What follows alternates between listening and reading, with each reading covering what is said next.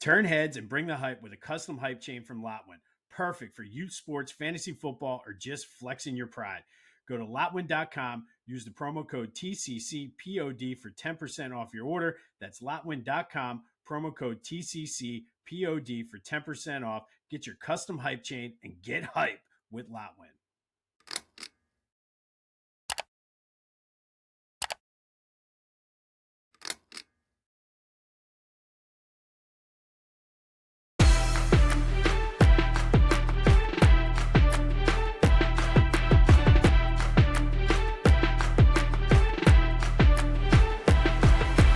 What's up, everyone? Welcome to this day in Philly sports history for January 13th, 2026. I'm your host, Jim Montgomery. Welcome to a Tuesday edition of the podcast, day 2 postmortem for the Eagles seasons. More on that in a minute, but it is Tuesday, time for a little motivation / positivity, brought to you by the Clashing Conferences Sports Fan Network. Go to clashingconferences.com, check out and see what they have to offer and how you can join. Also, check out their podcast, available wherever you get your podcasts, as well as on YouTube. We are proud members of the Clashing Conferences Sports Fan Network here at This Day in Philly Sports History. And this one is 100% tied to the Eagles, but there is a little lesson that you can take with you for your weeks today. And this quote is, "Pressure doesn't break us. It reveals who we really are." And this is perfect for the postmortem of the Eagles because it wasn't bad luck. It wasn't bad calls by the ref. It wasn't any of that. It 100% was the Eagles just weren't good enough this year. And the pressure of trying to repeat as Super Bowl champions, and we saw what happened. They were inconsistent. They were hesitant. There was a lack of identity on the offensive side of the ball, and that pressure of trying to repeat, it 100% exposed them. It exposed them for who they really are, and we saw this in 2023. This didn't necessarily play out exactly like that, but they were the same team all year. I mean, I mentioned it yesterday, and I almost feel a sense of relief that we don't have to keep pretending that this team is good and they're going to do what we wanted them to do. Uh, but it just, the pressure revealed who this team really was this year. And there's a reason why there's not a whole lot of repeat champions in the NFL. There's never been a 3-time or 3 straight winner. So the pressure, I mean, most teams cannot handle it. But the pressure of this season showed us who this team really was for this season. Each season takes on its own identity. So I'm not saying they can't be back. I think the window is still open. There's going to be a lot of tough decisions that have to be made, and we'll see what happens. But you can take this quote into life. How are you going to respond when adversity shows up? Are you going to be prepared? Are you going to handle it well? Or are you going to crumble under the pressure? And there's simple ways to get yourself prepared for that, and be prepared. Know sort of get yourself ready, train, understand everything, take deep breaths, think calmly, things like that. So when the pressure comes, who are you going to be? Just as long as you're not the Eagles. So pressure doesn't break us. It reveals who we really are. That is today's quote for Tuesday Motivation Positivity, brought to you as always by the Clashing Conferences Sports Fan Network. Go to clashingconferences.com to check out how you can join and what they have to offer. But just I'm still kind of in shock, and might as well go into more of the postmortem here for the Eagles. And I think ultimately, offensively, it was the play calling. 100% the play calling. And that last play of the game on 4th down summed it up perfectly. If you're able to kind of watch the replay and see, there's no creativity. Everybody kind of ran the same routes, and the played right into the defense the 49ers were playing. And that was a consistent theme all year. Jalen didn't really have any options on that play. I know some people will say, well, AJ was open. Yeah, but AJ had already dropped a couple balls. I wonder if there's a lack of trust there. My Kyle and I talked about it in after the game. Like it was just those drops were inexcusable, and I wonder how much trust Jalen had in his number one receiver there. Um, I think defensively, the pass rush was okay.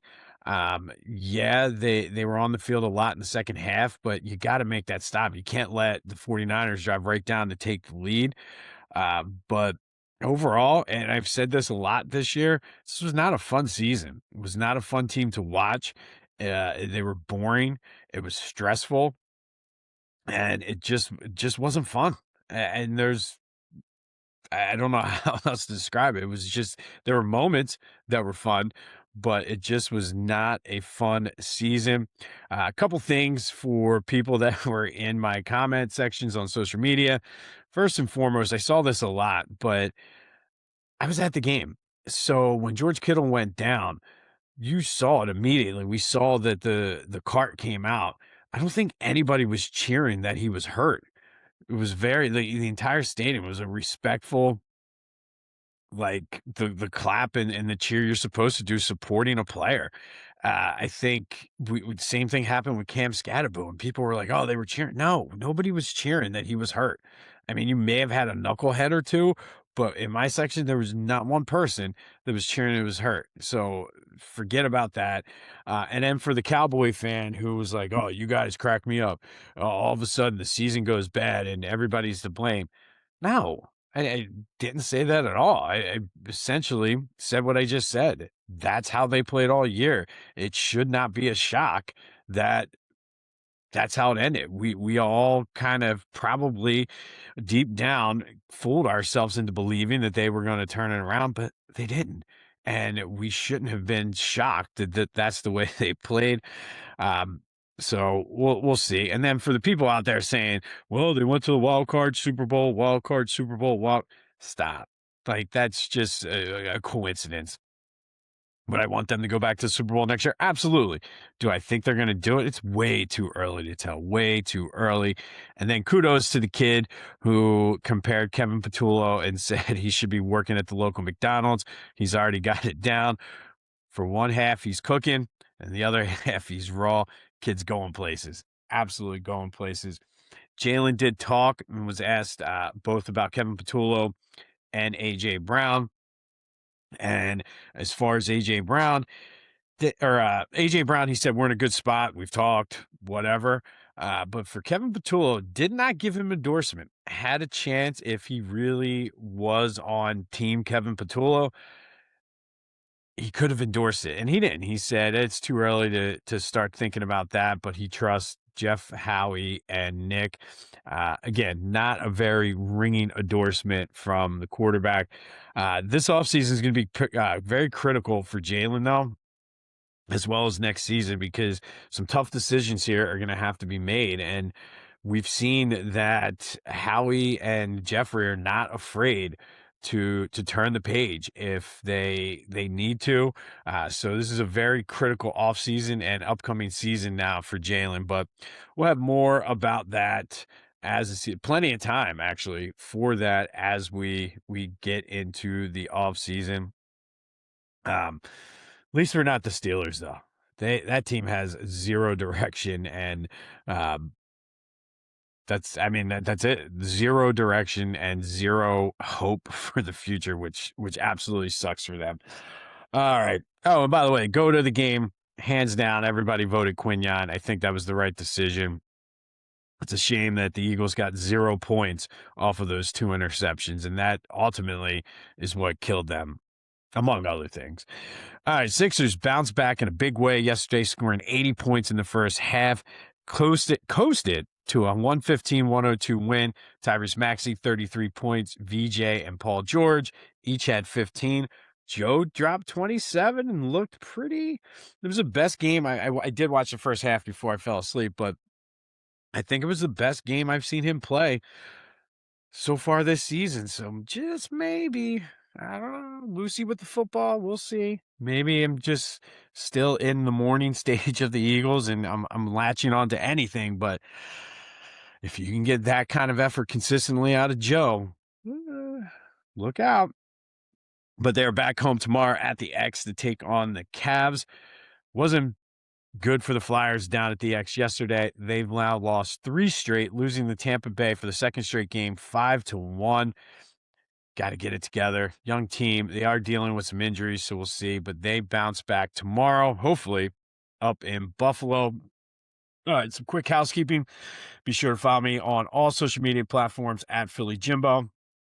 Subscribe to the YouTube channel, Jimbo_Mott, and continue to spread the word as we grow this thing.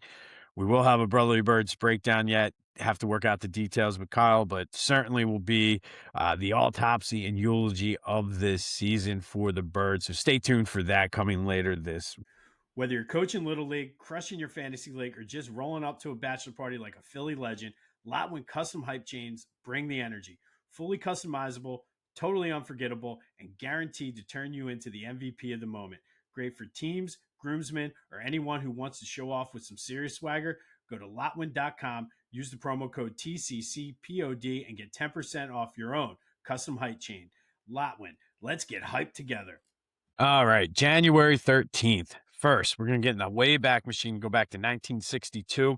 And on this day in 1962, the Philadelphia Warriors beat the Chicago Packers. What?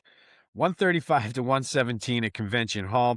Wilt had himself a day, setting the NBA record for most points scored in a game with 73, a record he'd later break that season. More on that in March. He shot 29 for 48, 15 for 25 from the free throw line, added 36 rebounds, and this is still the third highest point total in NBA history behind Wilt's own 100-point game, as well as Kobe's 81. Wilt had 73 a couple times in his career. But he set the NBA record on this day in 1962 for most points in a game as the Warriors beat the Chicago Packers. Now, you're probably wondering, who the hell are the Chicago Packers? Well, for the 1961-62 season, they played as the Chicago Packers. The next season, they became the Zephyrs before moving to Baltimore to become the Baltimore Bullets. You know them today as the Washington Wizards. So there's your NBA history lesson for the day. And then fast forward all the way to 2007, the Eagles and Saints played in the NFC Divisional Playoff game, Brees versus Jeff Garcia. And this matchup did not disappoint. Garcia threw for 240 yards and a touchdown, including a 75-yarder to Dante Stallworth, which at the time was the Eagles' longest pass play in postseason history. Brian Westbrook had 116 yards and 2 touchdowns, including a 62-yarder, which was at the time the longest postseason run in Philadelphia Eagles team history. Deuce McAllister and Reggie Bush, though, combined for 195 yards and 2 touchdowns as the Saints beat the Eagles 27-24. It was the Saints' only second ever postseason victory. Kind of hard to believe, but the play of the game was Sheldon Brown. First drive, second play of the game, laid out Reggie Bush with a vicious hit, but in the end, Reggie had the last laugh as the Saints get the win 27-24, ending the Jeff Garcia magic year. Disappointingly, but a game the Eagles certainly had a shot to win. Fast forward to 2018, Eagles open up the postseason with Nick Foles at quarterback as they welcome the Falcons to Lincoln Financial Field for the divisional playoff. Jake Elliott kicked 3 field goals. LeGarrette Blount had a touchdown run. Nick Foles, to his credit, did have 246 yards. Not great, but could not get anything in the end zone, but did just enough as the defense bent, but did not break, especially on that last Falcons drive as they were driving. Falcons were rallying. Matt Ryan had them inside the red zone, and on fourth down, overthrew Julio Jones, who actually fell on the play to seal the Eagles' 15-10 win over the Falcons, moving them into the NFC Championship game, where all of a sudden the offense would wake up. Underdogs unite. And then 1 year later, it was the Eagles versus the Saints again in the NFC divisional round, Eagles were 8.5-point underdogs on the road in this game. They had lost in the Superdome 48-7 back in week 11. Everybody expected this game to be a blowout, but Nick Foles had other ideas. Nick Foles magic as the Eagles jump out early, 14-0 in the first quarter. Nick Foles to Jordan Matthews, and then he also had a rushing touchdown. The defense did give up 420 yards, but they kept it tight, were able to keep the Saints out of the end zone, a couple missed field goals. Eagles had a shot at the end. They were driving with just over 2 minutes left. Nick Foles' pass to Alshon Jeffrey went off his hands, was picked off by Marshawn Lattimore, and the Eagles lose to the Saints 2014. And to this day, a lot of people still consider that pass to Alshon one of the biggest what-ifs in Philly sports history. Likely, I mean, they were moving. If he'd have caught that, it would have been a first down, 2-minute warning. They would have been, I believe, just outside the red zone. So who knows what would have happened had they won that game. But as it played out, Eagles lose to the Saints 2014 on this day in 2019. And then finally, turning the page, the moments that turn Philly sports around forever, for the better or for the worse. Going to 1994, and this is when Jeffrey Lurie bought the Eagles. And this was really for the franchise a philosophical reset. So they went from Leonard Tost, who almost moved the team to Arizona, to Norman Brayman, who really couldn't care less about the Eagles. Was always in France. Buddy Ryan famously called him the man in France. But like I said, it was a philosophical reset, and it took a few years for Jeffrey Lurie to really infuse his philosophy into this team. We had Rich Kotite for a couple years, had Ray Rhodes for a couple years, but Jeff was successful at changing the culture of this team. He was hands-on and still is today, but puts people in position, puts people in place that he trusts and allows them to do their job. If you go back to the Joe Banner days, you got Howie Roseman now. He kind of trusts them to do their job, which a lot of owners don't. A lot of owners are either Norman Brayman, where they couldn't care less, or Jerry Jones, where they're too involved with everything. But he still runs with the same philosophy today. We talked about this on the Brotherly Birds breakdown. He talked and flat out said one year in training camp, the Eagles are the gold standard of the NFL. We laughed very hard at him.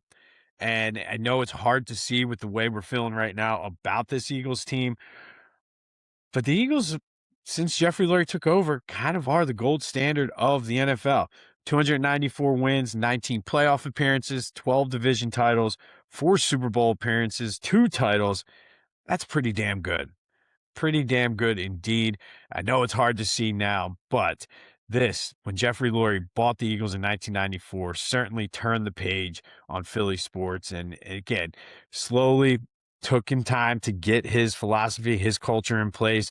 But that's why I trust that they'll be back next year ready to get back to where they belong. On this day in 2019, Eagles lose to the Saints 2014 in the divisional round when Nick Foles' pass to Alshon Jeffrey bounced off his hand and was picked off to seal the game for the Saints. 2018, Eagles open up the postseason with a 15-10 win over the Atlanta Falcons. 2007, Reggie Bush with a monster hit on Reggie Bush. Sheldon Brown with a monster hit on Reggie Bush. I'll get it right. But the Eagles lose to the Saints 27-24. And then Wilt in 1962 set the NBA record for points in a game with 73, a record he would later break. All right, so let's get to the trivia before we wrap up for the day. Yesterday, I asked you who are the top 5 in postseason rushing touchdowns in Eagles history. Number 1 is Jalen Hurts with 10. Number 2 is Wilbert Montgomery with 6. Saquon Barkley is number 3 with 5. Donovan, number 4 with 4. And then Boston Scott, LeGarrette Blount, and Brian Westbrook all tied for 5th with 3. And today's trivia question, staying in the same theme. Who are the top 5 leaders in passing touchdowns for the Eagles in postseason history? Hit me up on the Back to the Future voice and text line 267-495-8531. Get that anything else Philly sports related off your chest, we'll do a mourning period. So whatever you got to do to vent your frustration about the Eagles is fair game. Don't forget about the Discord channel. The link is in the description. But man, we'll get through this. We will get through this. Remember, pressure doesn't break us. It reveals who we are. How are you going to be prepared when the pressure comes? And it's going to come inevitably throughout your life in various situations. So how are you going to respond? Are you going to be prepared and handle it well? Or are you going to be the Eagles of this season and just never really respond to it? This has been This Day in Philly Sports History for January 13th, 2026. My name's Jim Montgomery. Go have yourselves a Tuesday. And until next time, I'll see you when I see you.